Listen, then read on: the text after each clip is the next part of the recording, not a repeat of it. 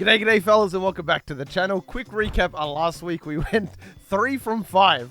I was incredibly confident that 5 from 5 was coming, but the Bulldogs proved too much for the Rabbitohs. And I backed Parramatta at home. It's crazy to think what a couple of players can do to a side, the differences that it makes. Regardless, we're here for a brand new week, round 20. We are getting close to the finals now, but regardless, let's jump into it. First game of the week, we have the Knights hosting the Tigers. The Knights are fresh off the bye here, and they are at McDonald Jones. Bradman Best and Saifidi should be back by Friday, barring injury in Origin. Gagai is still out with an injury though. Same story for the Tigers though. Appy and Luke Brooks are still at least out for another week. The funny thing about this game is that the Knights have not won 2 games in a row all season. But fresh off of a bye and a 66-point blowout against Canterbury, I'm going to take them comfortably here. Knights 1-12.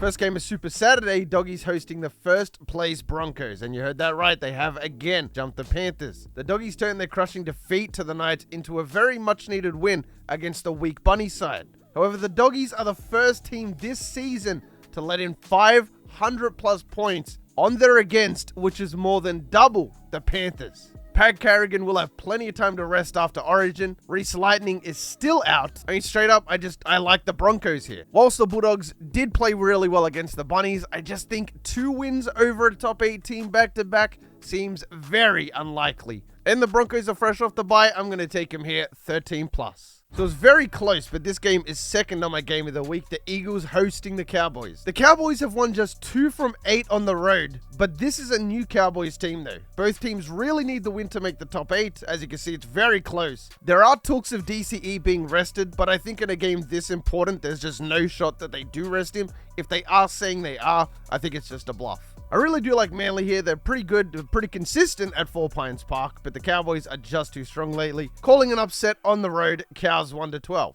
Now, Will Warbrick should be set to return after that nasty Isaac Tungo knock. And fun fact, the Storm have won 3 of their 4 trips to Sydney this year. The Roosters just look really bad. They can't buy a win. I do think it'll be a lot closer than people think. And the statistics say the Roosters' attack is second worst only to the Tigers. To be honest with you, they're not much far ahead in front of the Tigers, so pretty much on par with the Tigers in terms of their attack. The Roosters do also have some niggling injuries that are out there, really preventing the team from taking any further steps to getting back in the top 8. I'm going to take the Storm here 1-12. My game of the week. This is definitely the hardest game of the week to choose, and if either team won, in hindsight, it would seem so obvious. In the last 4 wins, the Warriors have scored 40 points on average. Neither team has Origin out. Now, the Sharkies are the best offense, the best attack statistically, and I think they are the real fluff and deal. Will it rain? I've already looked at the weather forecast. Apparently, we have no rain scheduled for Mount Smart. If it was raining, I'm taking the Sharks 1 bazillion %. When the Sharks don't play well, they are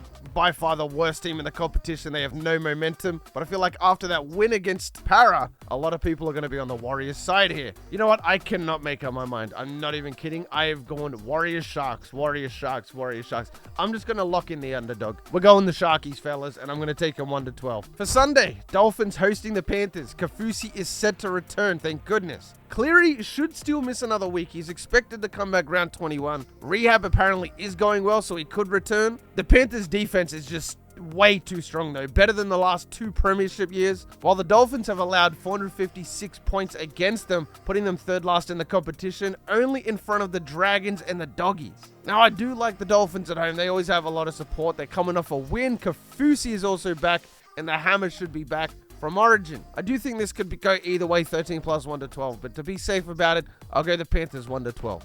And the last game of the week, Eels hosting the Titans. Last time after Origin, Titans rested Tino, but he should have plenty of time this time around. Eels will look to shake back with Origin players, and they are currently sitting in 8th, so they really desperately need that win, especially because the Eagles and Cowboys are right on their butts. I think it should be somewhat close, at least in the first half. The Titans just need to develop, and I don't have them making the top 8 this year. I'm taking Para to run away with it at the end.